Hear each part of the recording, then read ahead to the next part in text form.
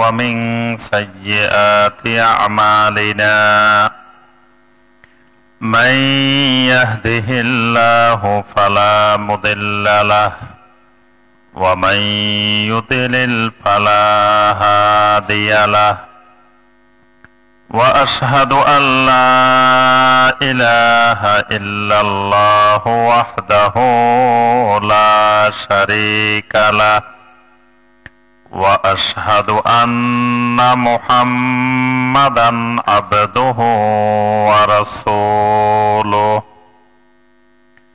يا أيها الذين آمنوا اتقوا الله حق تقاته ولا تموتن إلا وأنتم مسلمون يا أيها الناس اتقوا ربكم الذي خلقكم من نفس واحدة وخلق منها زوجها وبث منهما رجالا كثيرا ونساء واتقوا الله الذي تساءلون به والأرحام إن الله كان عليكم رقيبا يا أيها الذين آمنوا اتقوا الله وقولوا قولا سديدا يصلح لكم أعمالكم ويغفر لكم ذنوبكم ومن يطع الله ورسوله فقد فاز فوزا عظيما أما بعد فإن خير الحديث كتاب الله وخير الهدي هدي محمد صلى الله عليه وسلم وشر الأمور محدثاتها وكل محدثة بدعة وكل بدعة ضلالة وكل ضلالة في النار اللهم صل على محمد وعلى آل محمد كما صليت على إبراهيم وعلى آل إبراهيم إنك حميد مجيد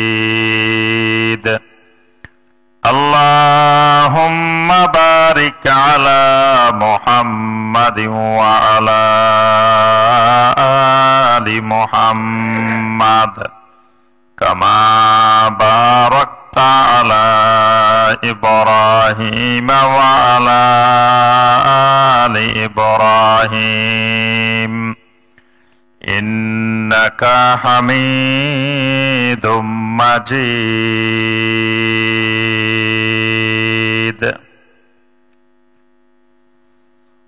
ঢাকা মহানগরীর শান্তিনগর এলাকায় অবস্থিত মসজিদ আস-সিদ্দিক রাদিয়াল্লাহু তাআলা আনহু কমপ্লেক্স কর্তৃক আয়োজিত নিয়মিত হালাকাতুজ জিকিরের মাজলিসে অনলাইন এবং অফলাইনের মাধ্যমে উপস্থিত সম্মানিত দিনদার মুসলিম ভাই এবং বোনেরা, আল্লাহ রাব্বুল আলামিনের দরবারে কোটি কোটি শুকরিয়া যে মহান রব্বুল আলামিন আমাদেরকে সালাতুল মাগরিব বা জামাত আদায় করার পরে আল্লাহ রাব্বুল আলামিনের ঘরে বসে আল্লাহ সুবহানাহু ওয়া তাআলার দ্বীন সম্পর্কে কিছুক্ষণ সময় ইলম চর্চা করার যে মহান রব্বুল আলামিন আমাদেরকে তৌফিক দিয়েছেন, সে মহান রব্বুল আলামিনের শুকর আদায় করি, সকলে বলি আলহামদুলিল্লাহ।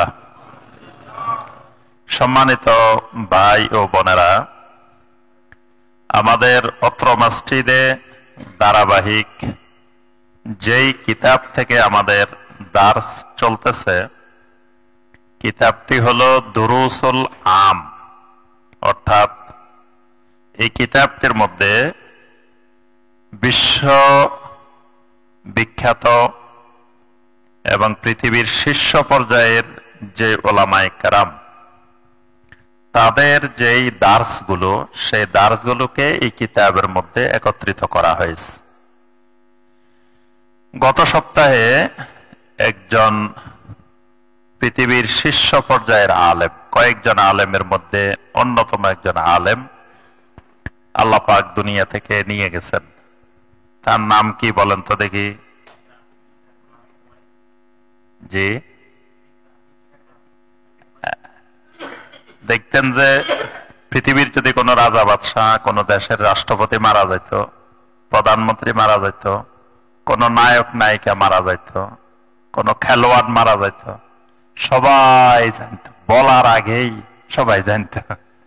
কিন্তু একজন পৃথিবীর হাতে গোনা 2-4 জন আলেমের মধ্যে একজন, শায়েখ রবি বিন হাদি উমাইর আল মাদখালি রাহিমাহুল্লাহ, আদখালাহুল্লাহুল জান্নাহ ওয়া আইযহু মিন আযাবিল কবর ওয়া মিন আযাবিন নার ইয়া রাব্বাল আলামিন।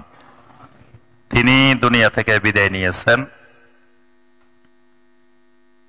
বিশ্বের প্রথম সারির কয়েকজন আলেমের মধ্যে গত শতাব্দীর শীর্ষ আলেম ছিলেন শাইখ বিন বাজ রাহিমাহুল্লাহ, শাইখ উসাইমিন রাহিমাহুল্লাহ, তো শাইখ আলবানী রাহিমাহুল্লাহ, এরকম যারা ছিলেন তাদের দার্সগুলোকে এই কিতাবে একত্রিত করা হয়েছে। এবং বর্তমান জীবিত আলেমদের মধ্যে পৃথিবীর শীর্ষ পর্যায়ের আলেম শাইখ সালেহ বিন ফাওজান আল ফাওজান হাফেজাহুল্লাহ, তারও অনেক দার্স এই কিতাবের মধ্যে আছে। তো আমরা অনেকগুলো দার্স এর আগে আলোচনা করেছি। আজকে যে দার্সটি আমরা প্রথমে আলোচনা করব সেটি হলো ফাদলুস সালাহ, সালাতের ফজিলত, সালাতের মর্যাদা। এখানে প্রথমে একটি দার্স আলোচনা করা হয়েছে, সেখানে সালাতের গুরুত্ব সম্পর্কে কয়েকটা পয়েন্ট আলোচনা করা হয়েছে। এরপরেই এই দার্সের মধ্যেই শাইখ বিন বাজ রাহিমাহুল্লাহর কাছে একটি প্রশ্ন ছিল, আমি রাত্রে একটু দেরি করে ঘুমাই, আমার ফজরের সালাত, ফজরের টাইমে উঠি, তবে আমি মসজিদে যাইতে পারি না, ঘরে পড়ি, এটাতে আমার জন্য শরঈ জায়েজ হচ্ছে কিনা, শরঈ ভাবে ঠিক আছে কিনা? তো এটার উত্তর শাইখ বিন বাজ রাহিমাহুল্লাহ যেটা দিয়েছেন সেটা এখানে এই দার্সে একত্রিত করা হয়েছে। প্রথমে আমরা জানি যে সালাত, বাংলাদেশে সালাত মানুষ চিনে না। বাংলাদেশে কি চিনে? নামাজ। তো সালাত চিনে না, নামাজ চিনে, সিয়াম চিনে না, রোজা চিনে, তারপরে আপনার এরকম অনেকগুলো জিনিস আছে। এর কারণ কি কে বলতে পারবেন? কোরআন হাদিসে সালাত, কিন্তু বাঙালি সালাত চিনে না, বাঙালি বলে কি? নামাজ।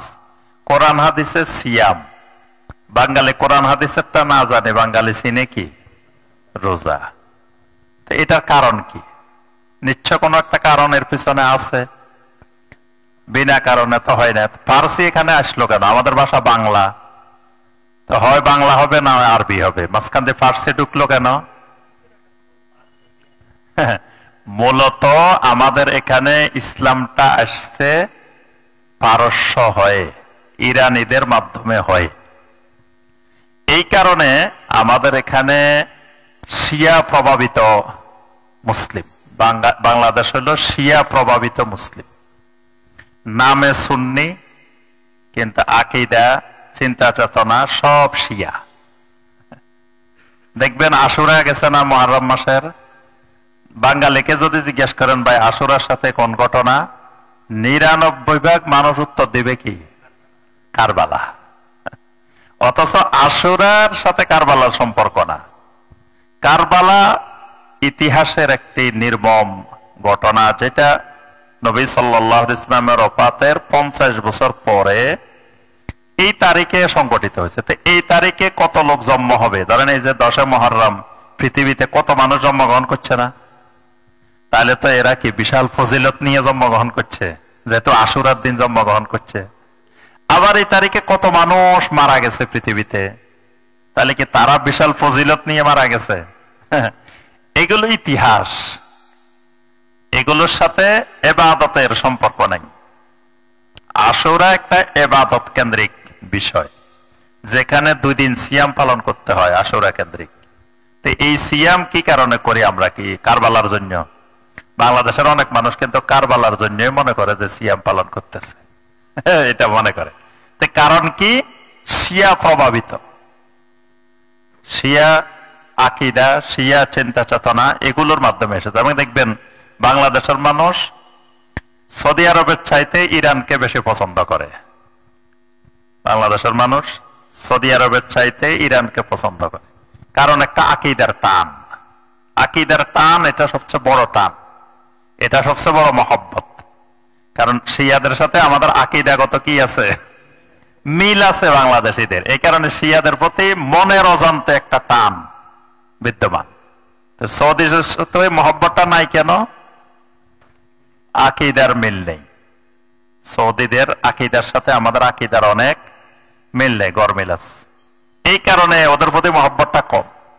আর সবসময় দেখবেন খালি সৌদি আরবের সমস্যা নিয়ে, দোষ নিয়ে মহা দুশ্চিন্তায় আছে বাঙালিরা, নিজের দেশে নিয়ে দুশ্চিন্তায় নেই।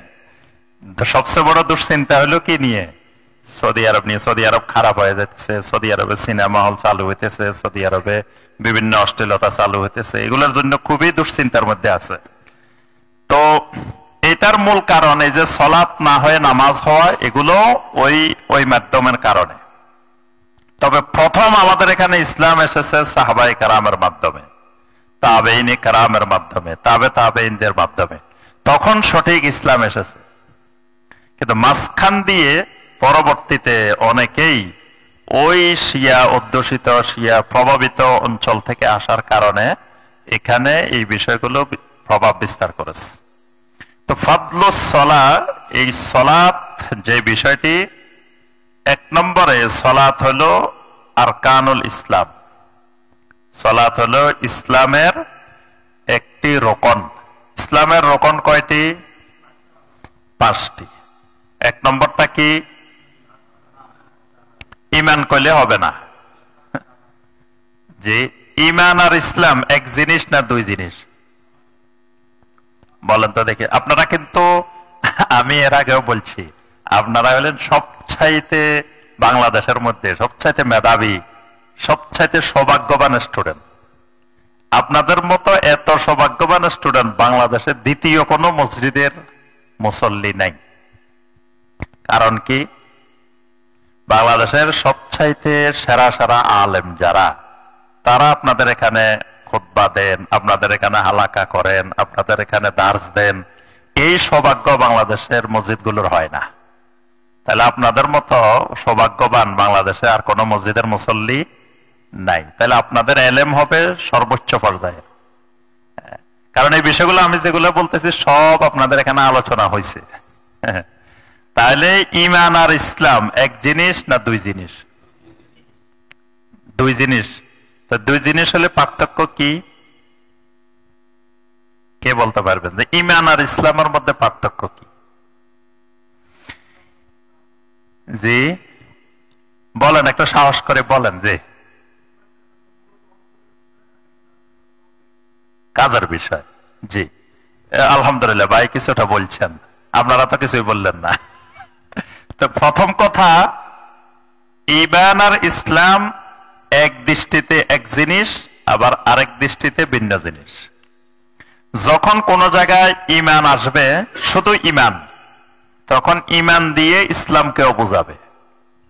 আবার কোন জায়গায় শুধু ইসলাম আসলে ইসলাম দিয়ে ঈমানকেও বোঝাবে। কিন্তু দুইটা যদি এক জায়গায় আসে, একসাথে আসে, তখন হবে ঈমান দিয়ে অন্তরের বিষয়টাকে বোঝাবে, আর ইসলাম দিয়ে আমলের বিষয়টাকে বোঝাবে, অঙ্গ প্রত্যঙ্গের কাজগুলাকে বোঝাবে।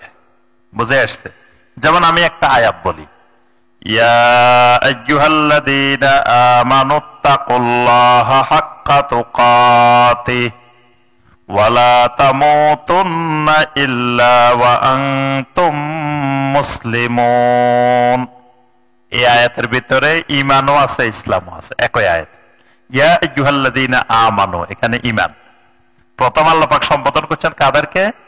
ঈমানদারকে। শেষে গিয়ে কি বলছেন? ওয়ালা তামুতুন্না ইল্লা ওয়া আনতুম মুসলিমুন, মুসলিম না হয়ে মরিও না। তাহলে বোঝা যাচ্ছে ঈমানে আর মুসলিমে পার্থক্য আছে। ঈমানদার মুসলিম না হয়েও মরতে পারে। এই জন্য আল্লাহ পাক প্রথম সম্বোধন করছেন আমানু, ঈমানওয়ালাদেরকে, পরে বলছেন মুসলিম না হয়ে মরিও না। তাহলে এখানে একই আয়াতে ঈমান ইসলাম দুইটা আসার কারণে এখানে ঈমান দিয়ে বোঝাবে যেগুলো ঈমানের ঘোষণা দিছে, এরা আমানু। আর মুসলিমুন মানে ঈমানের ঘোষণার পরে ঈমানের ঘোষণার যে দাবি ছিল, যে চাহিদা ছিল, এই চাহিদা এই দাবি অনুযায়ী যারা জীবন যাপন করছে তারা মুসলিমুন।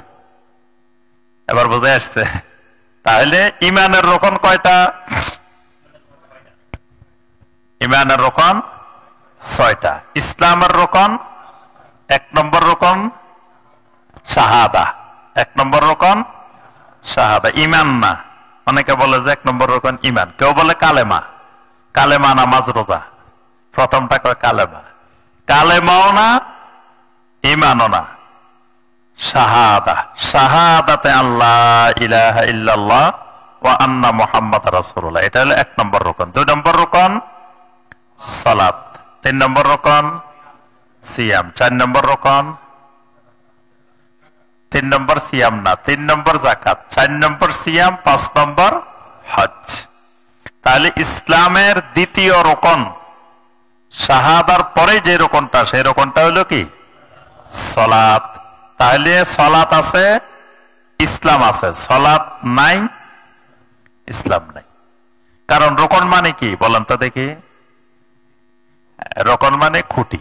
ধরেন এই বিল্ডিংটাতে যদি 10টা পিলারের উপরে বিল্ডিং এটা উঠে, তো এই 10টা রকনের উপরে এই বিল্ডিং গড়ে উঠছে। এই 10টা রকন, এক একটা রকন। এখন একটা রকন একবারে ভেঙে গেছে, একটা রকন নাই, 10টার মধ্যে পিলার একটা ভাঙে গেছে, তাহলে বিল্ডিং এটা থাকবো?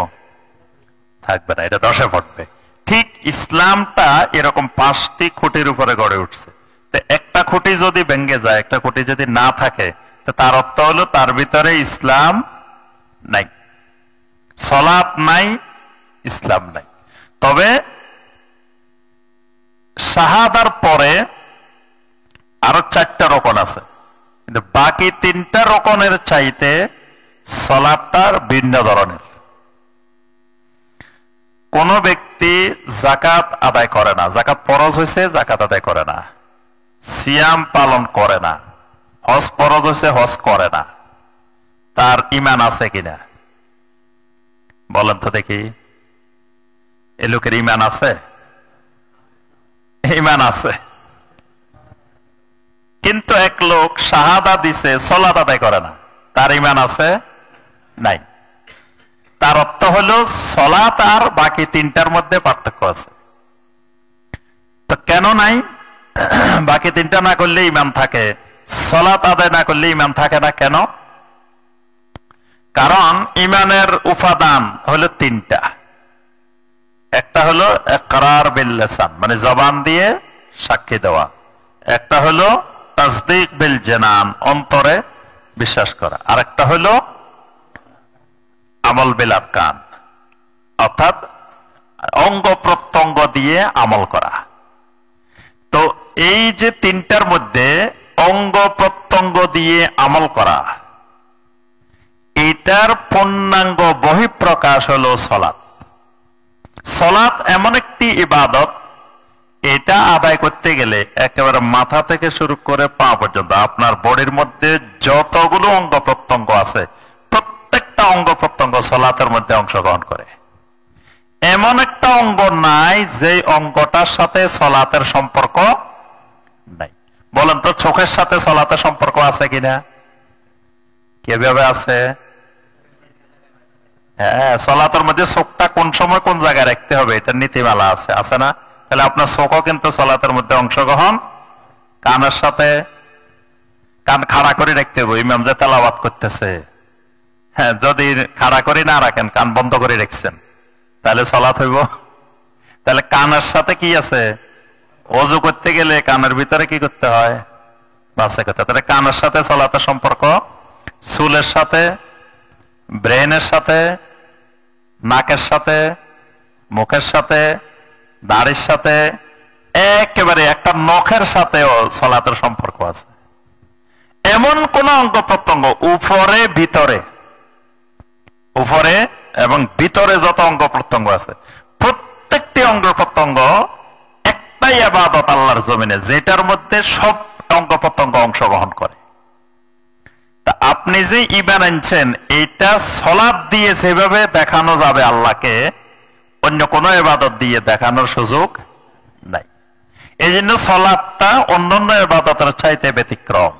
অন্যান্য ইবাদত অস্বীকার করলে কাফের হয়, কিন্তু সালাত অস্বীকার করা লাগে না, সালাত আদায় না করলে কুফরি হয়। জিনিসটা বুঝতে পারছেন? সালাত অস্বীকার করা লাগে না। কেউ বললো তো না সালাত ঠিক আছে ভাই, আপনি সালাত আদায় করেন, পড়বো ইনশাআল্লাহ, দোয়া করেন। সালাত আদায় করেন, পড়বো ইনশাআল্লাহ, মানে আল্লাহ চাইলে কোনোদিন পড়বো, এখন যে পড়তেছি না আল্লাহ চাইতেছে না। এটা কিন্তু মক্কার মুশরিকদের আকীদা। মক্কার মুশরিকেরা বলতো লাউ শা আল্লাহু মা আশরাকনা ওয়ালা আবাউনা, আল্লাহ যদি চাইতেন তাহলে আমরা শিরিক করতাম না, আমাদের বাপ দাদারাও শিরিক করতো না। তাহলে আল্লাহ চাইতেছে যে আমরা কি করি? শিরিক করি। তারপরে আপনার তারা যখন তালবিয়া পড়তো তখন কি বলতো? লাব্বাইক আল্লাহুম্মা লাব্বাইক, লাব্বাইক লা শারীকা লাকা ইল্লা শারীকান হুয়া লাকা তামলিকুহু ওয়া মা মালাক। এটা এরা নিজেরা যুক্ত করছে, অতিরিক্ত এটা লাগাইছে। এটার অর্থ কি? মানে আপনার কোনো শরীক নাই, তবে তবে কথা আছে, আপনি যাদেরকে নিজে কিছু মালিকানা দিয়ে শরীক বানাই নিছেন, আপনি বানাইছেন, আমরা কিন্তু বানাই নাই। তা আল্লাহ কেমনে বানাইছে? ওই যে আল্লাহ কইছে এরা আমার ওলি, এরা আমার বন্ধু। তো যেহেতু এরা আল্লাহর বন্ধু, আল্লাহর মুকাররাবিন, তাহলে আল্লাহর সঙ্গে এদের একটা খাতির আছে, সম্পর্ক আছে আলাদা একটা। তো সম্পর্ক যেহেতু আছে, তো যদি প্রধানমন্ত্রীর সাথে কারো সম্পর্ক থাকে, তাহলে এই লোকের ধরলে কিছু না কিছু তো পাওয়া যাওয়ার সম্ভাবনা, কাজ হইব। যেহেতু তার প্রধানমন্ত্রীর সাথে সম্পর্ক আছে, রাষ্ট্রপতির সাথে সম্পর্ক আছে, প্রধান উপদেষ্টার সাথে সম্পর্ক আছে, তাহলে কিছু না কিছু তো পাওয়া যাইব। যেহেতু এদের আপনার সাথে একটা আলাদা সম্পর্ক আছে, এদেরকে ধরলে কিছু না কিছু তো পাওয়া যাবে। তাহলে এদেরকে ধরার জন্য মূলত পরোক্ষভাবে আপনি আমাদেরকে ঠিক করে দিছেন। মানে মুশরিকদের অভ্যাস হইল তারা দোষটা নিজের উপরে রাখতো না, দোষটা কার উপরে নিয়ে যেত? বেনামাজিও দোষটা আল্লাহর উপরে নিয়ে যায়।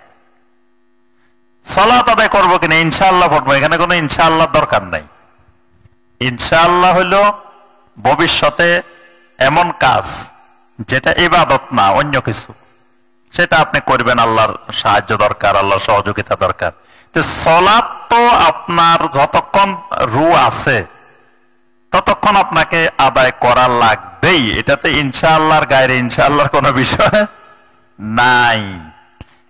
এই জন্য আপনার এই সালাত কেউ অস্বীকার করে না, সালাত স্বীকার করে ফরজ, এটা আদায় করে না, তাও কুফরি, তাও কি কুফরি। তাহলে বোঝা গেল ইসলামের 5টি রকমের মধ্যে সালাত অন্যান্য রকমের চাইতে কি ব্যতিক্রম।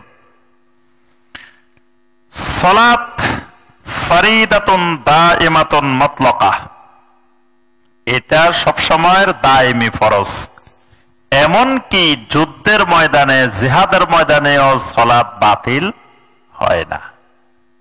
সবচেয়ে মুমিনের জন্য কঠিন মুহূর্ত হলো জিহাদের ময়দান, যেখানে জীবন যাওয়ার ময়দান, যেখানে যে কোনো মুহূর্তে সে শহীদ হয়ে যেতে পারে, বাঁচা মরার লড়াই। সেই জায়গায়ও সালাত বাতিলের, সালাত বাদ দেওয়ার সুযোগ নাই। সেখানে সালাত আদায় করতে। ওই সালাতকে কি সালাত বলে? যে সালাতুল খাউফ, জিহাদের ময়দানে যে সালাত, এটার নাম হলো সালাতুল খাউফ। এটা কেমনে আদায় করে জানেন? যে এটা ইমাম সাহেব সালাত শুরু করবেন, এক অংশ মুজাহিদ তার পিছনে অংশগ্রহণ করবে, আর এক অংশ পাহারা দিবে। সবাই একসাথে তার পিছনে অংশগ্রহণ করতে পারবে না। একটা অংশ অংশগ্রহণ করবে, আর একটা অংশ কি করবে? পাহারা দিবে। তো ধরেন 2 রাকাত, ফজরের নামাজ 2 রাকাত পড়বো, 1 রাকাত পড়ার পরে এই অংশ চলে যাব, বাকি অংশ আসে ইমামের পিছনে দ্বিতীয় রাকাতে শরীক হবে। দ্বিতীয় রাকাত শেষ হবে, এই অংশ চলে যাবে, ওই অংশ আসে আর 1 রাকাত পড়বে, ওদের শেষ হবে, এই অংশ আসে আর 1 রাকাত পড়বে। এইভাবে করে জিহাদের ময়দানেও সালাত আদায় করতে হয়, সালাত বাদ দেওয়া যায় না। তাহলে বোঝা যায় এটা এমন গুরুত্বপূর্ণ একটি ফরজ ইবাদত, যেটা কোনো মুহূর্তেই বাদ দেওয়ার কোনো সুযোগ নাই। আল্লাহ রাব্বুল আলামিন বান্দার উপরে ঈমানের পরে সর্বপ্রথম যে ইবাদতটি ফরজ করেছেন সেটা হলো সালাত। এই কারণে কিয়ামতের ময়দানে সর্বপ্রথম হিসাব নেওয়া হবে সালাত। আচ্ছা, কবরের মধ্যে সর্বপ্রথম হিসাব নেওয়া হবে কিসের? বলেন তো দেখি। তাওহীদের। সর্বপ্রথম হিসাব কিসের? তাওহীদের। প্রথম প্রশ্নটা কি? মার রাব্বুকা। তাওহীদুর রুবুবিয়্যতের প্রশ্ন। মার রাব্বুকা, তাওহীদুর রুবুবিয়্যতের প্রশ্ন। ওয়া মা দীনুকা, এটা কিসের প্রশ্ন? জি, এটাও তাওহীদের প্রশ্ন, এটা তাওহীদুল উলুহিয়্যতের প্রশ্ন। ওয়া মা দীনুকা, তাওহীদুল উলুহিয়্যতের প্রশ্ন। উলুহিয়্যতের প্রশ্ন কেমনে হইল? দিন মানে ইবাদত। দিন মানে কি? ইবাদত। তাহলে তোমার দিন কি ছিল? মানে তুমি কোন দিন মানি চলতা? তাহলে ইসলাম। ইসলাম মানা মানে কি? ইসলামের ইবাদত গুলো মানা, আল্লাহ যা করতে বলছেন সেটাই করা, এটা তাওহীদুল উলুহিয়্যাত। তাহলে 2 নম্বর প্রশ্ন তাওহীদুল। আচ্ছা, 3 নম্বর প্রশ্ন ওয়া মান নাবিয়্যুকা, এটা কোন বিষয়? জি, এটা একটু কঠিন নাকি? আগের 2টা তো মিলানো গেছে, রুবুবিয়্যতের সাথে আরেকটা উলুহিয়্যতের সাথে। এবার একটা কোন তাওহীদ? এটার নাম তাওহীদুল মুরসাল। আগের 2টা তাওহীদুল মুরসিল, এটা তাওহীদুল মুরসাল। এই 2টা শব্দ মনে রাখবেন, মুরসিল, মুরসাল, মানে জের আর জবর। মুরসিল হলো আল্লাহ রাব্বুল আলামিন, মুরসিল মানে প্রেরণকারী, যিনি পাঠান, আর মুরসাল হলো যাকে পাঠান। তাই নবী সাল্লাল্লাহু আলাইহি ওয়াসাল্লামকে কে পাঠাইছে? আল্লাহ রাব্বুল আলামিন। আল্লাহ হলেন মুরসিল, রাসূল হলেন মুরসাল। আল্লাহর যেমন তাওহীদ আছে, মুরসিলের যেমন তাওহীদ আছে, মুরসালেরও তাওহীদ আছে। আল্লাহর তাওহীদ, মুরসিলের তাওহীদ হলো ইবাদত করতে হবে একমাত্র ওই মুরসিলের, আল্লাহর। এটা আল্লাহর তাওহীদ। মুরসালের তাওহীদটা কি? যত ইবাদত করবা তরিকা একটা, আল্লাহ যাকে পাঠাইছেন ওনার তরিকা ছাড়া আর কোন তরিকা ইবাদত হলে আল্লাহ সেটা গ্রহণ করবেন না। তাহলে তারও তাওহীদ আছে, কারণ তাকে আল্লাহ পাঠাইছেন। আল্লাহ একজনকে পাঠাইছেন, আল্লাহ আবার 5 জন পাঠাই দেন নাই যে তোমাদের জন্য 5 জন পাঠাইছি, যে কোনো এক তরিকায় পড়লেই হইব, এটা কিন্তু বলেন নাই। পাঠাইছেন কয়জন? একজন। এবং এই একজনের তরিকায় কিয়ামত পর্যন্ত সকল ইবাদত, আল্লাহর যত ইবাদত আছে, সেটা ফরজ ইবাদত হোক, ওয়াজিব ইবাদত হোক, সুন্নতে মুআক্কাদা হোক, সুন্নতে জায়েদা হোক, নফল হোক, যত ইবাদত আছে সব ওই একজনের তরিকায় আদায় করতে হবে। যদি বলেন যে না, ফরজ ওয়াজিব গুলা উনার তরিকা, আর নফল গুলা মঈনুদ্দিন চিশতির তরিকায়, কি? যদি বলেন যে না, ফরজ ওয়াজিব মুহাম্মদ রাসূলুল্লাহ সাল্লাল্লাহু আলাইহি ওয়াসাল্লামের তরিকায়, নামাজ হবে আল্লাহ রাসূলের তরিকায়, সালাত হবে আল্লাহ রাসূলের তরিকায়, ফরজ সিয়াম হবে আল্লাহ রাসূলের তরিকায়, তবে জিকির হবে আব্দুল কাদের জিলানীর তরিকায়, কি হবে? না। সকল ইবাদতের তাওহীদ, এটা তাওহীদুল মুরসাল, মানে একবারে নফল বলেন, ফরজ বলেন, ওয়াজিব বলেন, সুন্নত বলেন, মুস্তাহাব বলেন, যা আছে সব। এখন লেনদেন করতে গেছেন, যদি বলেন যে লেনদেন এগুলো দুনিয়াবী জিনিস, এগুলো আমাদের ব্যক্তিগত জিনিস, এখানে রাসূলের তরিকা দরকার নেই, কি হবে? হবে না। আমি গতকাল দুটা হাদিস পড়লাম লেনদেনের ব্যাপারে। নবী সাল্লাল্লাহু আলাইহি ওয়াসাল্লাম বলতেছেন, গাবানুল মুস্তারসিলে হারামুন, গাবানুল মুস্তারসিলে রিবা। মুস্তারসিলের সাথে কেউ যদি গাবান করে, এটা হারাম এবং এটা সুদ, এটা বড় ধরনের গুনাহ। মুস্তারসিল মানে কি? মুস্তারসিল মানে হলো মানে এমন ক্রেতা, মানে যে বিশ্বস্ত ক্রেতা। আপনি একটা জিনিস কিনতে গেছেন এক লোকের কাছে, তো আপনি ওই বিক্রেতাকে এমন বিশ্বাস করছেন যে এই লোকে আমাকে 2 নম্বর জিনিস দিবে না, এই লোকে আমার থেকে দামও বেশি নিবে না, লোকটারে পুরো বিশ্বাস করছেন, আপনি কোনো দামাদামিও করেন নাই। কেন? ওই যে বিশ্বাসের কারণে। এই লোকে কি করছে? আপনার এই বিশ্বাসের সুযোগে আপনারে যে জিনিসের দাম 1000 টাকা 1200 টাকা রাখে দিচ্ছে, যেহেতু আপনি দামাদামি করবেন না, যেহেতু আপনি দেখছে যে পাইছে আপনারে, যা বলবো আপনি হে দামে নিয়ে আসবেন। আল্লাহ রাসূল সাল্লাল্লাহু আলাইহি ওয়াসাল্লাম বলেন, এই যে বিশ্বস্ত ক্রেতার সাথে যে প্রতারণা করলো, ওভার চার্জিং করলো, দাম বাড়াই দিল, এটা রিবা, এটা সুদ, এটা তার জন্য হারাম। এই যে 200 টাকা 1000 টাকার জিনিস 1200 টাকা দিছে, 1200 টাকা 200 টাকা তার জন্য হারাম, কারণ ওই বিশ্বস্ত ক্রেতা। যদি বিশ্বস্ত ক্রেতা না, মানে এমনি একজন কিনতে আসছে, ভাই আপনার জিনিসের দাম কত? 1500 টাকা। তো ওই লোক বললো যে না 1200 টাকা দিব, দামাদামি করে নিছে, এটা জায়েজ আছে। যদিও এটা বাজারে 1000 টাকা, কিন্তু উনি দামাদামি করেই 1200 টাকা নিচ্ছে, এটা জায়েজ আছে। কিন্তু আরেকজন আপনার বিশ্বাস করছে, তাহলে এই বিশ্বাসের জায়গায় যদি আপনি বেশি রাখেন, নবী সাল্লাল্লাহু আলাইহি ওয়াসাল্লাম বলেন এটা রিবা, এটা সুদ। এবং এখানে এই লোক অন্যদেরকে ঠকানোর চাইতে এই লোকের ঠকাইলে কিয়ামতের ময়দানে তার জবাবদিহিতা বেশি, কারণ এই লোক আমার বিশ্বাস করছে, বিশ্বাসটা নষ্ট করে দিছে। তাহলে মুআমালাতের ক্ষেত্রে, লেনদেনের ক্ষেত্রেও ওই রাসূলের কিন্তু তাওহীদ আছে, লেনদেনের ক্ষেত্রেও কি আছে? তাওহীদ আছে। তাহলে বুঝে আসছে কবরে কিসের প্রশ্ন হবে, কোন কোন তাওহীদ?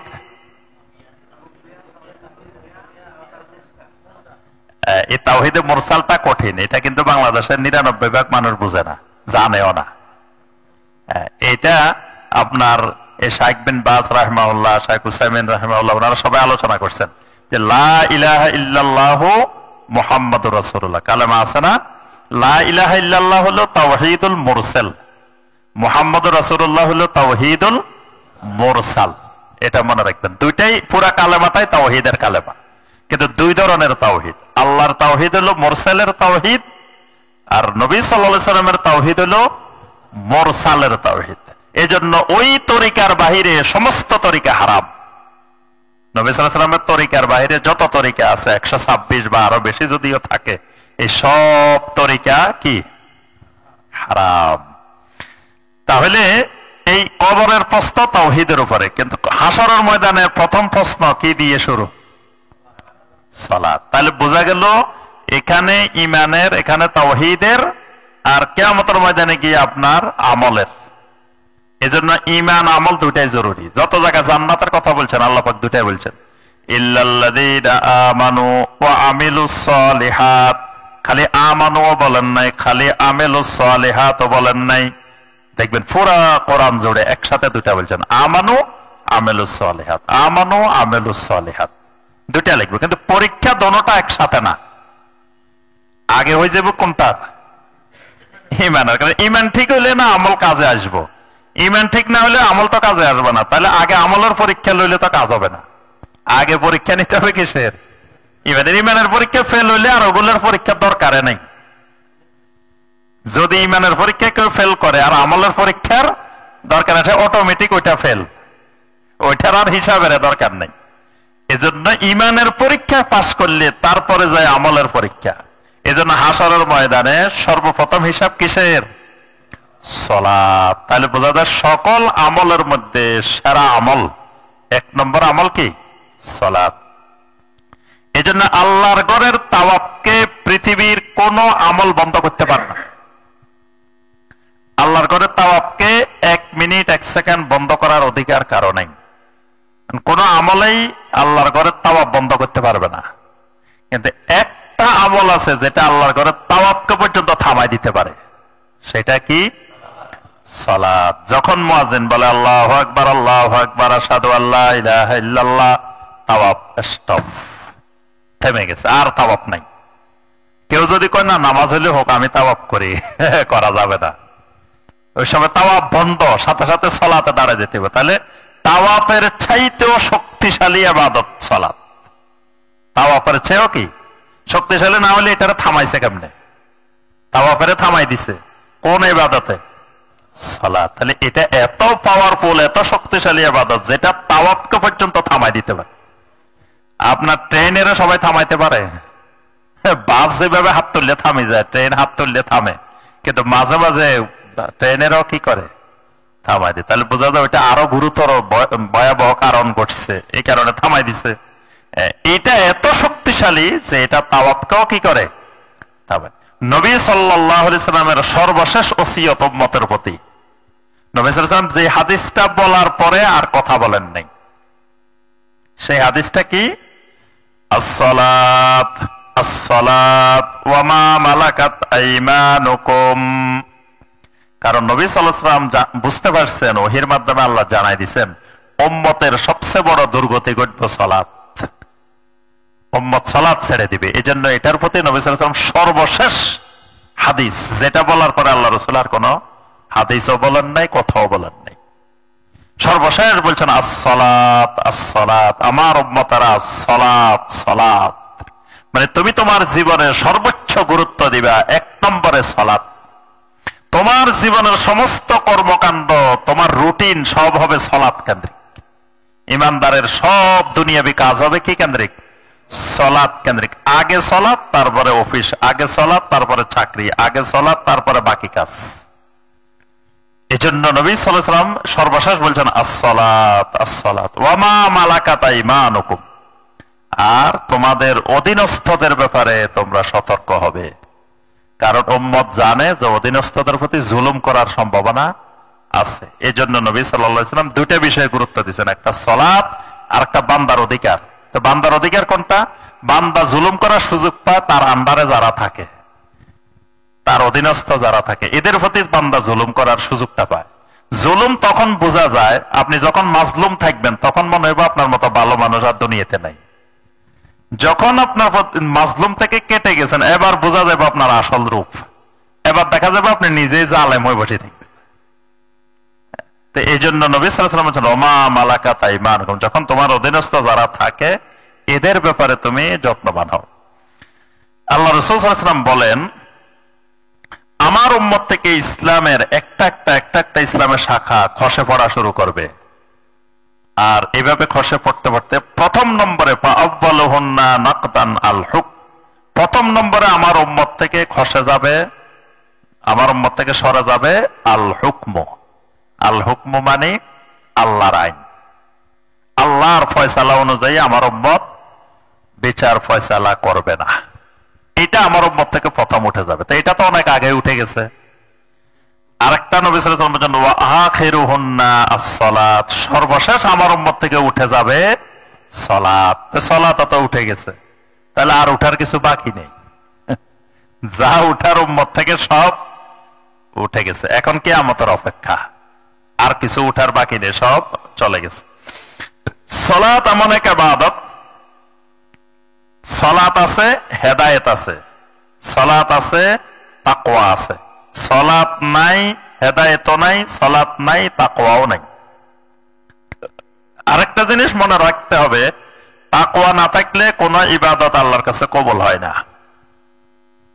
এজন্য ওই কোরবানির ঘটনার মধ্যে আল্লাহ পাক বলেছেন ইন্নামা ইয়াতাকাব্বালুল্লাহু মিনাল মুত্তাকিন, আল্লাহ তো শুধুমাত্র মুত্তাকিনদের থেকে কবুল করেন, আর কারো থেকে কবুল করে না। তো মুত্তাকিন হইতে হলে কি করতে হবে? হুদাল লিল মুত্তাকিন আল্লাযীনা ইউমিনুনা বিল গায়বি ওয়া ইউকিমুনাস সালাহ। মুত্তাকিনের বৈশিষ্ট্য হলো ওয়া ইউকিমুনাস সালাহ, তাহলে সালাত কায়েম করে, তার ভিতরে তাকওয়া আছে। সালাত কায়েম করে না, তার ভিতরে তাকওয়া নাই। তাকওয়া নাই, জান্নাতও নাই। কারণ জান্নাত বানাইছেন আল্লাহ পাক কার জন্য? ওয়াসারিউ ইলা মাগফিরাতিম মির রাব্বিকুম ওয়া জান্নাতিন আরদুহাস সামাওয়াতু ওয়াল আরদ উইদ্দাত লিল মুত্তাকিন। জান্নাত বানাইছেন মুত্তাকিনের জন্য। তাহলে আমরা তাকওয়া নাই, জান্নাতও নাই। কারণ জান্নাতে যাইতে হলে তাকওয়া লাগবে, তাকওয়া ছাড়া কেউ জান্নাতে যাইতে পারবে না। তাহলে তাকওয়া অর্জন করতে হলে সালাত লাগবে। জাহান্নামে যাওয়ার যতগুলো কারণ আছে, এক নম্বর কারণ মুসল্লি না হওয়া। সূরা আল মুদ্দাসসিরের 42 থেকে 48, মা সালাকাকুম ফি সাকার। জিজ্ঞেস করা হবে কি ব্যাপার, ফেরেশতারা তো অবাক, কিরে মানুষ এগুলোর জাহান্নামে আসলো কেন? ফেরেশতাদের ধারণা একটা লোক তো জাহান্নামে আসার কথা না। কারণ কি? কারণ ধরেন আপনার এই যে পরীক্ষা সামনে, আপনারে পরীক্ষার প্রশ্নগুলো সব দিয়ে দিছে, দিয়ে আবার টিচারও নিয়োগ দিছে, বাংলার জন্য বাংলা, আরবির জন্য আরবি, টিচারও দিয়ে দিছে, দিয়ে কইছে যে খালি এই প্রশ্নগুলো মুখস্থ করো, এইগুলাই পরীক্ষা আসবে, এইটাই প্রশ্ন। এখন এরপরেও ফেল করে বসে দিছে, প্রশ্ন দিয়ে দিছে, প্রশ্ন বোঝার জন্য টিচারও দিয়ে দিছে, সব দিয়ে দিছে, দেওয়ার পরেও ফেল করে বসে দিছে। এখন ফেরেশতাদের কাছে অবাক, কি রে মানুষ এগুলা জাহান্নামে আসে কেন? কারণ এগুলারে প্রশ্ন আগে দিয়ে দেওয়া হয়েছে, কি করলে জান্নাতে যাব, কি করলে জাহান্নামে যাব, সব তো আগে বলে দেওয়া হয়েছে, স্পষ্ট করে দেওয়া হয়েছে। আবার কোনটা না বুঝলে টিচারও পাঠানো হয়েছে, নবী রাসূল পাঠানো হয়েছে, তাহলে টিচার পাঠাইছে, প্রশ্ন দিয়ে দিছে, তারপরেও মানুষ এগুলা দলে দলে জাহান্নামে আসে কেন? এই জন্য ফেরেশতারা অবাক হয়ে জিজ্ঞাসা করবে, মা সালাকাকুম ফি সাকার, কি ব্যাপার তোমরা এই সাকারে আসছো কেন, জাহান্নামে আসছো কেন? তোমাদের তো আমরা অঙ্ক মিলাইতে পারতেছি না, হিসাব মিলাইতে পারতেছি না, ঘটনা কি? তখন এই জাহান্নামীরা বলবে, ক্বালু লাম নাকু মিনাল মুসাল্লিন। ফেরেশতারা আমরা যে জাহান্নামে আসছি মূল কারণ হলো আমরা তো মুসল্লি ছিলাম না। আমরা মাঝে মাঝে ঈদের নামাজ পড়তাম, ঈদের নামাজে সবার আগে থাকতাম, ঈদের নামাজের আগের মুসল্লি, জানাজার নামাজের আবার আগের মুসল্লি, সামনের কাতারে, ঈদের নামাজে সামনের কাতারে, তারপরে আপনার জুমার নামাজেও পরে আসলেও আমরা মানুষকে ডিঙ্গে ডিঙ্গে আবার সামনে চলে যেতাম। কারণ আমরা কদিন পরে মসজিদের কমিটি হবে, সবাই কবে যে এত মসজিদে আসে না, তো সবাই দেখাইতে হইব আমি যে মসজিদে আসছি। এজন্য অনেকগুলো পলিসি আছে, মানে দীর্ঘদিন আমরা খুতবা দিতে দিতে কিছু অভিজ্ঞতা হয়েছে মানুষের অবস্থা। কিছু আছে আসবো পরে মানুষকে ডিঙ্গে ডিঙ্গে সামনে চলে আসে। সামনে আসে কেন? মানুষ সবাই তাকায়, এটা কে আসছে, তো দেখে যে অমুক ভাই আসছে। কারণ কদিন পরে কমিটির সময় কেউ উঠে কবে যে আরে মিয়া রে বানাইয়েন না, এত মসজিদে আসে না, তো হে যে মসজিদে আসছে এটা দলিল রাখতে হবে না। আচ্ছা, আরেকটা গ্রুপ আছে ধরেন আসছে ওই কোনা দিয়ে বসছে, এখন সবাই কিন্তু দেখতেছে না হে যে আসছে, তো মাঝে মাঝে কথা বলি উঠে হঠাৎ করে, মাঝে মাঝে কথা বলে, ওখান থেকে কথা বলে কেন? মানুষ তাকাইবো আর হের আওয়াজ শুনলে বুঝবো তো অমুক ভাই তো আসছে, জুমায় আছে, কারণ সে যে আছে এটা তো জানান দিতে হইব। তাহলে জুমাটা বিভিন্ন লক্ষ্য উদ্দেশ্য নিয়ে আসে, কিন্তু আসলে লাম নাকু মিনাল মুসাল্লিন, আমরা তো মুসল্লি ছিলাম না। এই মুসল্লি না থাকা এটা জাহান্নামে যাওয়ার 1 নম্বর কারণ। আবার মুসল্লি কিন্তু নামাজের প্রতি যত্নবান না, এদেরকে আল্লাহ পাক হুমকি দিচ্ছেন, ফাওয়াইলুল লিল মুসাল্লিন আল্লাযীনা হুম আন সালাতিহিম সাহুন। ওই মুসল্লিদের জন্য ধ্বংস অনিবার্য, যেই মুসল্লিরা তাদের সালাত ভুলে যায়। সাহুন, সাহুন সহু থেকে সহজতা দিনে আমরা সাহুন মানে ভুলে যায়। কি ভুলে যায়?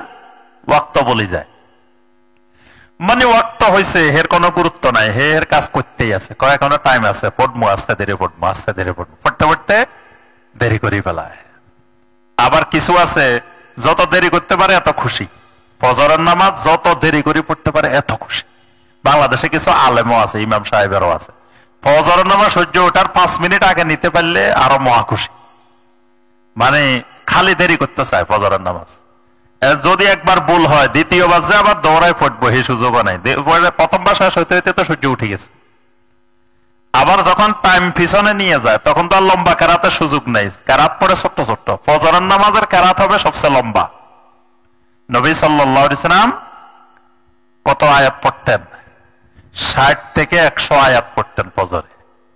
আর আমাদের ইমাম সাহেবেরা 10 থেকে 15 আয়াত পড়ে, 10-12 আয়াত পড়ে, পড়ি শেষ। কারণ ওই যে দ্রুত শেষ করতে হবে না, ওয়াক্ত চলে যেতেছে। তাহলে এইটাও কিন্তু আল্লাযীনা হুম আন সালাতিহিম সাহুন, সালাতকে বিলম্ব করা, সালাতকে বিলম্ব করা, সালাতকে পিছনে নেওয়া, বরং সালাত আসবো সামনে খালি। কারণ সালাত যখন ওয়াক্ত হয় তখন মুমিনের 1 নম্বর কাজ সালাত।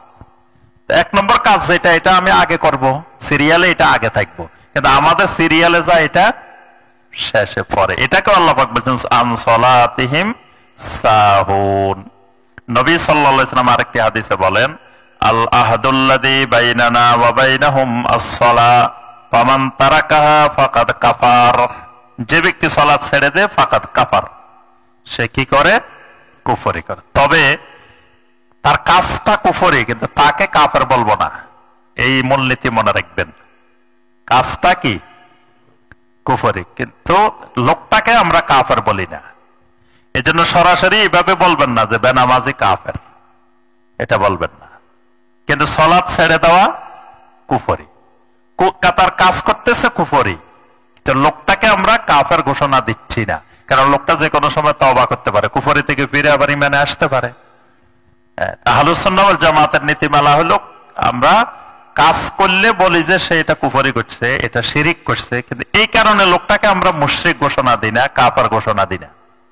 শিয়ারা কি কাফের না মুসলিম? কি বলবেন বলেন তো দেখি। জি, এই মাসালারও সমাধান দরকার। আপনি শিয়াদেরকে কাফের বলবেন না মুসলিম বলবেন? প্রথম কথা, সরাসরি আপনি কাফের বলবেন না। যদি আপনি কাফের ঘোষণা দেন তাহলে তারা হারামের সীমানায় ঢুকতে পারবে না, তারা হজও করতে পারবে না, উমরাও করতে পারবে না, কারণ তারা কাফের। তারা কি হজ উমরা করে? কেন করে? তাহলে বোঝা যায় সৌদি সরকার, সৌদি আরবের উলামায়ে কেরাম তাদেরকে কাফের ফতোয়া দেন নাই। দিলে তারা হজ করতে পারতো না, উমরা করতে পারতো না, কারণ কাফের কখনো হারামের সীমানায় ঢুকতে পারবে না। তবে তাদের কর্মকাণ্ড কুফরি, তাদের কর্মকাণ্ড শিরিক, তাদের যে আকীদাগুলো আছে জঘন্য জঘন্য কুফরি শিরিকি আকীদা, তারা নবী সাল্লাল্লাহু আলাইহি ওয়াসাল্লামের পরে উত্তম মানুষ মনে করে কাকে? আলী রাদিয়াল্লাহু আনহু। এটা কুফরি আকীদা। নবী সাল্লাল্লাহু আলাইহি ওয়াসাল্লামের পরে শ্রেষ্ঠ মানুষ কে? আবু বকর, আবু বকর রাদিয়াল্লাহু তাআলা, এরপরে ওমর, এরপরে ওসমান, এরপরে আলী, এরপরে এই 4 জনের পরে কারা বলেন তো দেখি? হ্যাঁ, আশারায়ে মুবাশশিরিন। আশারায়ে মুবাশশিরিনের পরে আহলে বায়ত, রাসূলুল্লাহ সাল্লাল্লাহু আলাইহি ওয়াসাল্লামের আহলে বায়ত। আহলে বায়তের পরে মুহাজিরিন সাহাবায়ে কেরাম, যারা হিজরতের আগে ইসলাম গ্রহণ করছে। তারপরে আনসার সাহাবীরা। এটা হলো মর্যাদার ধারাক্রম। এখন যে তারা যে আকীদা পোষণ করতেছে যে নবী সাল্লাল্লাহু আলাইহি ওয়াসাল্লামের পরে আলী, এটা কুফরি আকীদা। এরপরে তারা 3 জন সাহাবীকে খলিফাতুল মুসলিমিনকে লানত করে, আবু বকর ওমর ওসমানকে। এটা কুফরি আকীদা। কারণ সাহাবায়ে কেরামকে মহব্বত করা দীনুন ওয়া ঈমানুন ওয়া ইহসানুন। সাহাবায়ে কেরামকে মহব্বত করা ঈমান, সাহাবায়ে কেরামের প্রতি বিদ্বেষ পোষণ করা কুফরুন ওয়া নিফাকুন ওয়া তুগয়ান, কুফরি। এটা তারা অনেকগুলো সাহাবীর প্রতি বিদ্বেষ পোষণ করে, আবু বকর, ওমর, ওসমান, আম্মা জান আয়েশা, তারপরে এরকম আরো আছে, অনেকের প্রতি তারা বিদ্বেষ পোষণ করে। নবী সাল্লাল্লাহু আলাইহি সাল্লামের শুধু একজন নাতিকে নিয়ে তারা বেশি মানে খুব মহব্বত দেখায়, বাকি নাতিদের কোনো খবরে নেই। নবী সাল্লাল্লাহু আলাইহি সাল্লামের নাতি কয়জন বলেন তো দেখি? দুনিয়া সব খবর রাখেন, আল্লাহ রাসূলের নাতি নাতনি কয়জন? একজন আরেকজনের দেখা হইলে এক মুরব্বী আরেক মুরব্বীর, ভাই আপনার নাতি কয়জন, নাতিন কয়জন, খবর লয় না? দেখবেন মুরব্বী দুইটা এক জায়গায় বসলে তখন তো তার 14 গোষ্ঠী খবর লই ফেলায় যে আপনার নাতি কয়জন, নাতি কয়জন, ছেলে কয়জন, মেয়ে কয়জন, কয়টার বিয়ে হয়েছে, কয়টার খবর লয় না? কিন্তু রাসূলের এত মহব্বত করে আশেকে রাসূল, তো রাসূলের নাতি নাতিন কয়জন এই খবর নেওয়া দরকার আছে না? কিন্তু দেখবেন এই খবর কিন্তু কেউ নেয় না। খালি নাতি নাতিন দুইজনের নাম জানে, হাসান হুসাইনের নাম জানে, আর এর বাইরে কিছু জানে না। আচ্ছা, নবী সাল্লাল্লাহু আলাইহি ওয়াসাল্লামের ছেলে মেয়ে কয়জন? জি, মেয়ে 4 জন, ছেলে 3 জন। এদের নাম পারেন সবাই? অত্যন্ত দুঃখের বিষয় যে আমি অনেক জায়গায় মাস্টার্স, ইসলামিক স্টাডিজে মাস্টার্স করা ছাত্রদের ভাইবা নিতে গেলে যখন জিজ্ঞাসা করে নবী সাল্লাল্লাহু আলাইহি ওয়াসাল্লামের ছেলে মেয়েদের নাম বলো, অধিকাংশই বলতে পারে না। ইসলামিক স্টাডিজে পড়ে ফেলছে, সব অনার্স করে ফেলছে, মাস্টার্স করে ফেলছে, কিন্তু নবী সাল্লাল্লাহু আলাইহি ওয়াসাল্লামের ছেলে মেয়েদের নামও বলতে পারে। নবী সাল্লাল্লাহু আলাইহি ওয়াসাল্লামের 3 জন ছেলের নাম বলেন দেখি আপনারা। প্রথম ছেলের নাম কি? জি, কাসেম। মনে রাখবেন প্রথম ছেলের নাম। আচ্ছা, আল্লাহ রাসূলের প্রথম ছেলে হয়েছে না মেয়ে হয়েছে? জি, এই খবরও লন নাই। নবী সাল্লাল্লাহু আলাইহি ওয়াসাল্লামের প্রথম ছেলে হয়েছে, এই ছেলের নাম হলো কি? কাসেম। এই জন্য নবী সাল্লাল্লাহু আলাইহি ওয়াসাল্লামের একটা উপাধি আছে, আবুল কাসেম। আমরা ছেলে যেটা বড় বড় ছেলের নাম ধরে কই না অমুকের বাপ, ছেলে মেয়ে তো আরো আছে, কিন্তু বাকিগুলোর নাম ধরে কয় না। বড়টার নাম যেটা কয় যে ওই অমুকের বাপ, এইভাবে ডাকে না। তো কেন? ওই যে বড়টা। তাহলে নবী সাল্লাল্লাহু আলাইহি ওয়াসাল্লামের বড়টার নাম হলো কি? কাসেম। এই জন্য নবী সাল্লাল্লাহু আলাইহি ওয়াসাল্লামের উপাধি হলো কি? আবুল কাসেম। এরপরে নবী সাল্লাল্লাহু আলাইহি ওয়াসাল্লামের মেয়ে হয় জায়নাব, জায়নাব রাদিয়াল্লাহু তাআলা আনহা। এরপরে দ্বিতীয় সন্তান। তারপরে যে সন্তান হয় এই সন্তানের নাম আব্দুল্লাহ। এই সন্তানের নাম কি? আব্দুল্লাহর 2টা উপাধি আছে, একটা হলো তয়্যিব আর একটা হলো তাহের। এটা আব্দুল্লাহর উপাধি। কেন উপাধি 2টা জানেন? এই কাসেম আর জয়নব ওনারা জন্মগ্রহণ করছেন নবী সাল্লাল্লাহু আলাইহি ওয়াসাল্লামের নবুয়তের আগে। নবুয়তের পরে প্রথম সন্তান এই আব্দুল্লাহ রাদিয়াল্লাহু তাআলা। এজন্য ওনার উপাধি তয়্যিব, তাহের, 2টাই উপাধি। তাহলে দ্বিতীয় ছেলের নাম কি? আব্দুল্লাহ। এরপরে ওনার বাকি 3 মেয়ে হয়, রুকাইয়া, উম্মে কুলসুম, ফাতেমা। এই কয়জন? ছেলে 2 জন, মেয়ে 4 জন। এই 6 জন হয়েছে কোন স্ত্রীর ঘরে? খাদিজা রাদিয়াল্লাহু তাআলা আনহার ঘরে। আরেকটা ছেলে আছে মারিয়া কিপ্তিয়া রাদিয়াল্লাহু তাআলা আনহার ঘরে। ওই ছেলের নাম হলো কি? ইব্রাহিম রাদিয়াল্লাহু তাআলা। আচ্ছা, এবার আসেন নাতিন আপনি। প্রথম 3 ছেলেই তো মারা গেছেন, ওনাদের ঘরে কোনো ছেলে মেয়ে নাই। তাহলে ছেলে মেয়ে কয়জনের ঘরে? আরেকটা মেয়েরও কোনো ছেলে মেয়ে নাই। সে মেয়ে হলো রুকাইয়া। রুকাইয়া রাদিয়াল্লাহু তাআলা আনহার ঘরে কোনো ছেলে মেয়ে নাই। তাহলে বাকি 3 মেয়ের ঘরে ছেলে মেয়ে আছে। বড় মেয়ে জয়নব। বড় মেয়ের নাম কি? জয়নব। জয়নবের ঘরে 2টা সন্তান, একটা ছেলে একটা মেয়ে। জয়নবের ঘরে দুই ছেলে, এক ছেলে এক মেয়ে। ছেলে আব্দুল্লাহ, মেয়ে উমামা। এই হলো তাহলে নাতি একজন পাওয়া গেছে, নাতিন একজন পাওয়া গেছে। রুকাইয়া রাদিয়াল্লাহু তাআলা আনহার ঘরে একটা ছেলে, রুকাইয়া রাদিয়াল্লাহু তাআলা আনহার ঘরে এক ছেলে, এই ছেলের নাম ইব্রাহিম। মূলত ওই যে ঘুরে ঘুরে ওই ছেলে মেয়েগুলোর নামে নাতি নাতনির নাম। তাহলে এই ঘরে একজন ছেলে, তাহলে নাতি কয়জন হয়েছে? নাতি দুইজন, নাতিন একজন। এবার আসেন ফাতেমা রাদিয়াল্লাহু তাআলা আনহার ঘরে। ফাতেমা রাদিয়াল্লাহু তাআলা আনহার ঘরে 3 ছেলে 3 মেয়ে। ফাতেমা রাদিয়াল্লাহু তাআলা আনহার ঘরে 3 ছেলে 3 মেয়ে। ছেলে হলেন মুহসিন, হাসান, হুসাইন। কিন্তু মুহসিনের নাম কেউ শোনে না, শিয়ারা খালি ওই হুসাইন। হ্যাঁ, আর নরমালি হাসান এবং হুসাইনের নাম বেশি শোনা যায়। কিন্তু 3 ছেলে, মুহসিন, হাসান, হুসাইন। আলী রাদিয়াল্লাহু তাআলা আনহুর ঘরে কিন্তু আরো সন্তান ছিল।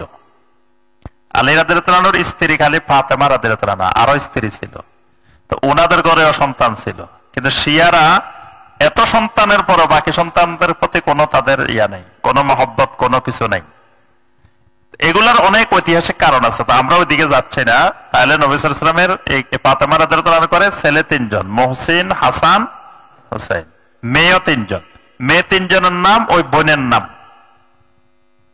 জায়নাব, রুকাইয়া, উম্মে কুলসুম। তার 3 বোনের নাম, 3 মেয়ের নাম, একই নাম। তাহলে কয়জন হয়েছে আবার বলেন দেখি নাতি নাতনি? যে নাতি কয়জন হয়েছে? নাতি 5 জন, নাতি 5 জন, নাতিন কয়জন? নাতিন 4 জন। এই 9 জন নবী সাল্লাল্লাহু আলাইহি ওয়াসাল্লামের নাতি নাতনি, মনে রাখবেন। নাতি নাতনি কয়জন? 9 জন। আচ্ছা, তা আমরা যে কথাটা বলছিলাম যে শিয়ারা সরাসরি কাফের না, তবে শিয়াদের মধ্যে আমরা এইভাবে বলবো, শিয়াদের মধ্যে যারা সাহাবায়ে কেরামকে গালি দিবে তারা কাফের, যারা আবু বকর, ওমর, ওসমানকে লানত করবে এরা কাফের, যারা আপনার বিভিন্ন বাতিল যে আকীদাগুলো আছে আযানের মধ্যে নতুন করে লাগাইছে, তারা আশহাদু আল্লা ইলাহা ইল্লাল্লাহ, আশহাদু আন্না মুহাম্মাদুর রাসূলুল্লাহর পরে তারা 2 বার বলে কি? আশহাদু আন্না আলিয়ান ওয়ালিয়ুল্লাহ। তারা ওয়ালিয়ুল্লাহর একটা বিশেষ আকীদা পোষণ করে, ইমামতের বিশেষ আকীদা পোষণ করে। এগুলা সব কুফরি শিরকি আকীদা, আরো অসংখ্য আকীদা। এই পীর মুরিদির জন্ম দিছে শিয়ারা, এবং পীর মুরিদির মাধ্যমে এই সুফিবাদের মাধ্যমে যত ভ্রান্ত আকীদা এগুলোর জন্মদাতা শিয়ারা। কারণ পীর শব্দটা আসছেই ওদের থেকে, এটার কোনো আরবি নেই। পীরের আরবি আছে? কেউ কেউ এখন জোর করে আরবি বানাইতে চায়, শায়েখ। পীরের আরবি কি? এজন্য অনেক পীরে এখন শায়েখ লাগায়, পীর লাগায় না। দেখছেন আপনারা, অনেক পীরের নামের সাথে এখন পীর নাই, আছে কি শায়েখ। কিন্তু পীর আর শায়েখ এক জিনিস না। শায়েখেরা কোনোদিন মুরিদ বানায় না, শায়েখ কোনোদিন কি মুরিদ বানায়। আরবের কোন শায়েখের দেখছেন মুরিদ বানাইতে? কি তো পীর আর শায়েখ যদি এক জিনিস হইতো তাহলে শায়েখেরা মুরিদ বানাইতো না? তাহলে বোঝা গেল শায়েখ আর পীর এক জিনিস না। শায়েখেরা মুরিদ বানায় না, পীরে কি বানায়? শায়েখেরা এক তরিকায় বিশ্বাস করে, পীর কয় তরিকায় বিশ্বাস করে? 126 তরিকায় বিশ্বাস করে। শায়েখেরা নতুন করে কোন ইবাদত শিখায় না, বরং ইবাদত, প্রচলিত ইবাদত কমায়। এই জন্য এরা সমালোচনা করে, কয় এরা নাফিতের ভূমিকা, খালি কাটে, খালি ইবাদত কাটে। তারাবিরে 20 রাকাত থেকে 8 রাকাত বানাইছে, তারপরে এই নামাজ নাই, ওইটা নাই, এটা নাই, খালি বাদ দেয় এরা। আর পীরেরা খালি নতুন নতুন বানায়, নিজেরা বানায়। এবাদতের ডিলার, এবাদত নিজেরা কি করে বানায়। শায়েখেরা এবাদত নিজেরা বানায় না, বরং যেই এবাদত কোরআন হাদিসের নাই সেগুলারে ডিলেট করে, মাইনাস করে। তাহলে বোঝা গেল আরো অনেক পার্থক্য আছে, 30-40টা পার্থক্য আছে পীরে আর শায়েখ। পীর আর শায়েখ এক জিনিস না। পীর এটা ফার্সি, এটা ইরান থেকে আসছে, এটা শিয়াদের থেকে আসছে। আচ্ছা, তাহলে আমরা যে বিষয়টা বলছিলাম, তাহলে সরাসরি ওদেরকে কাফের বলবো না, কিন্তু যারা ওই আকীদা পোষণ করে এরা কাফের। শিয়ারা সবাই আবার একই আকীদা পোষণ করে না। শিয়াদের মধ্যে 22 গ্রুপ আছে, বিভিন্ন ধরনের চিন্তা চেতনার বিভিন্ন আকীদার লোক আছে শিয়াদের মধ্যে। আচ্ছা, তাহলে সালাতের গুরুত্ব আমরা বুঝতে পারলাম যে সালাত ছেড়ে দেওয়াটাও কি কুফরি। এবার আসেন আমরা এই প্রশ্নের উত্তর দিয়ে আজকে হালাকা শেষ করবো। শাইখ বিন বাজ রাহমাহুল্লাহর কাছে প্রশ্ন করা হয়েছে যে আমি রাত্রে দেরি করে ঘুমাই, ঘুমানোর কারণে আমি খুব ক্লান্ত থাকি, ফজরের সালাতটা আমি মসজিদে পড়ি না, ইল্লা ফিল বাইত, আমি ঘরে পড়ি, তো এই ব্যাপারে আমাকে একটু নসিহত করেন। তো শাইখ উত্তরের মধ্যে বলছেন, আল ওয়াজিবু আলাল মুকাল্লিফ মিনার রিজাল আন ইউসাল্লিয়া সালাওয়াতিল খামস কুল্লুহা ফিল মসজিদ মা ইখওয়ানিহিল মুসলিমিন। প্রত্যেক বালেগ পুরুষ মানুষের উপরে, পুরুষ মুমিনের উপরে ওয়াজিব, সে প্রতিটা 5 ওয়াক্ত সালাত তার মুসলিম ভাইদের সাথে মসজিদে আদায় করবে, এটা ওয়াজিব। ওয়ালা ইয়াজুজু লাহু তাসাহুল ফি যালিকা, এই ব্যাপারে কোনো ধরনের অলসতার সুযোগ নাই, জায়েজ নাই, কোনো অলসতা জায়েজ নাই। বরং আপনি যে কাজটা করেন, ওয়াত তাখাল্লুফু আন যালিকা ফিল ফজরে আও গায়রিহা মিন সিফাতিন নিফাক, আপনি যে মাসালা বলছেন ফজরে জামাতে যাইতে পারেন না, ঘরে পড়েন, এটা হলো মিন সিফাতিন নিফাক, মানে কি মুনাফিকের আলামত। আপনার ভিতরে মুনাফিকি ঢুকছে, আপনি চিকিৎসা শুরু করেন, আপনার ভিতরে রোগ ঢুকছে, কিসের রোগ? নিফাক, মুনাফিকের রোগ। কারণ আল্লাহ পাক কোরআনে কারিমে কেন মুনাফিকের রোগ এবার এটার দলিল দিবেন। কোরআনে কারিমে আল্লাহ পাক সূরা আন-নিসার 143 নম্বর আয়াতে আল্লাহ পাক বলছেন, ইন্নাল মুনাফিকিনা ইউখাদিউনাল্লাহা ওয়া হুয়া খাদিউহুম ওয়া ইযা ক্বামু ইলাস সালাতি ক্বামু কুসালা। এখানে আল্লাহ পাক মুনাফিকের বৈশিষ্ট্য বর্ণনা করতে গিয়ে বলছেন যে এরা যখন সালাতে দাঁড়ায় অলসতাপূর্ণভাবে দাঁড়ায় সালাতের মধ্যে, তাহলে সালাতে অলসতা করা এটা মুনাফিকের আলামত। আবার স্পষ্ট করে নবী সাল্লাল্লাহু আলাইহি ওয়াসাল্লাম বলছেন, আসকালুস সালাতে আলাল মুনাফিকিন সালাতুল ইশা ওয়া সালাতুল ফজর, মুনাফিকের কাছে সবচাইতে ভারী সালাত, কঠিন সালাত ইশা এবং ফজর। ওয়ালাউ ইয়ালামুনা মা ফীহিমা লাআতাউহুমা ওয়ালাউ হাবওয়ান, যদি তারা জানতো ইশা আর ফজরের সালাতে কি ফজিলত আছে, তাহলে হামাগুড়ি দিয়ে হলেও তারা মসজিদে হাজির হইতো। হাঁটতে না পারলে হামাগুড়ি দিয়ে হলো মসজিদে আসি হাজির হইতো, যদি এটার ফজিলত তারা জানে। তাহলে এটা হাজির না হওয়ার অর্থ মুনাফিকের গুনাহ ঢুকছে। আরেকটা হাদিস, মান সামিআন নিদা ফালাম ইয়াতিহি ফালা সালাতা লাহু ইল্লা মিন উযর। নবী সাল্লাল্লাহু আলাইহি ওয়াসাল্লাম বলেন, যে ব্যক্তি আযান শুনলো কিন্তু সে সাড়া দেয় নাই, মসজিদে আসে নাই, ফালা সালাতা লাহু, তার সালাতেই হবে না, ঘরে পড়লে তার সালাতেই হবে না, ইল্লা মিন উযর, তবে যদি ওজর থাকে। এবার তাহলে সবাই ওজরের মাসালায় চলে গেলেই তো জায়েজ।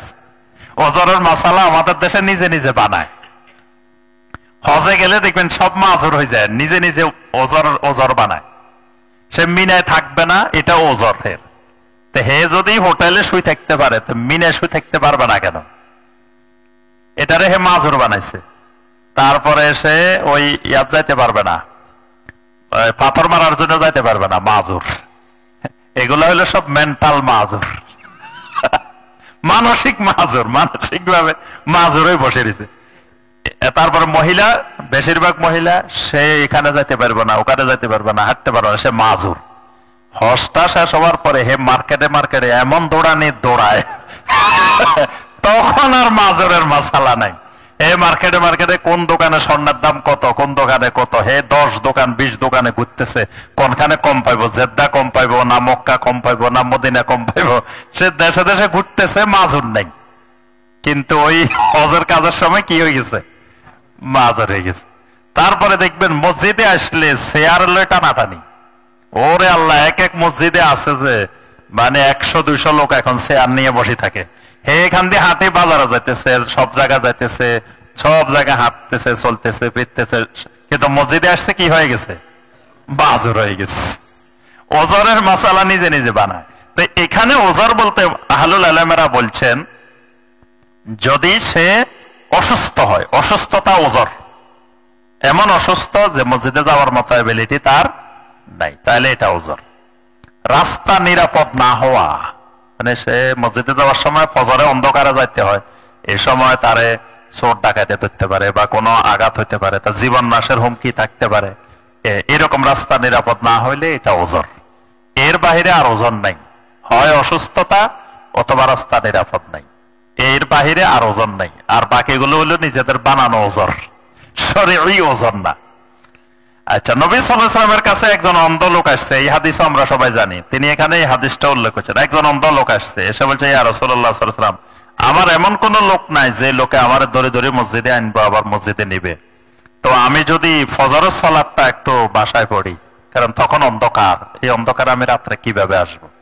নবী সাল্লাল্লাহু আলাইহি ওয়াসাল্লাম প্রথম বলছেন, ঠিক আছে, তো যেহেতু তোমার এটা ওজর, এটা তো আসলে বাস্তবে ওজর, সে অন্ধ, চোখে দেখেন না, আবার তাকে যে আনবো কোনো লোকও নাই, তাহলে সে আসা তার জন্য কত কঠিন না? আমরা স্বাভাবিক চোখে দেখি, স্বাভাবিক সব সুস্থ, তাও ওজর বানায় বসে রয়েছি। আর এই সাহাবী চোখে দেখেন না, আমারও কোনো লোক নাই, তিনি এসে ওজর পেশ করছেন। নবী সাল্লাল্লাহু আলাইহি ওয়াসাল্লাম বলছেন, ঠিক আছে। এবার লোকটা আবার চলে যেতেছে, চলে যাওয়ার পরে নবী সাল্লাল্লাহু আলাইহি ওয়াসাল্লাম আবার ডাকছেন, ডেকে বলছেন, হাল তাসমাউন নিদা বিসসালাহ, তুমি কি কানে শোনো? তুমি কি ফজরের আজান হয় যে এটা শুনো? বলছে নাম। বলছে, ইয়া রাসূলুল্লাহ সাল্লাল্লাহু আলাইহি ওয়াসাল্লাম, আমি তো চোখে না দেখি না, কানে তো কিন্তু আমি শুনি। আল্লাহ রাসূল সাল্লাল্লাহু আলাইহি ওয়াসাল্লাম বললেন, ফা আজিব, মানে তুমি যদি আজান কানে শোনো, আমি নবীরও এই ইখতিয়ার নাই যে তোমাকে আমি রুখসত দিয়ে দিব যে তুমি জামাতে আসা লাগবে না, কারণ এটা আমার ইবাদত না। সালাত কার ইবাদত? আল্লাহর ইবাদত। আল্লাহ রুখসত না দিলে রাসূলও রুখসত দিতে পারবে না। এজন্য নবী সাল্লাল্লাহু আলাইহি ওয়াসাল্লাম বলেন, আমারও এই অধিকার নাই যে আমি তোমাকে রুখসত দিয়ে দিব যে তুমি জামাতে আসা লাগবে না, বরং আজান যে শুনবে আজিব, তোমাকে অবশ্যই জামাতে আসতে হবে।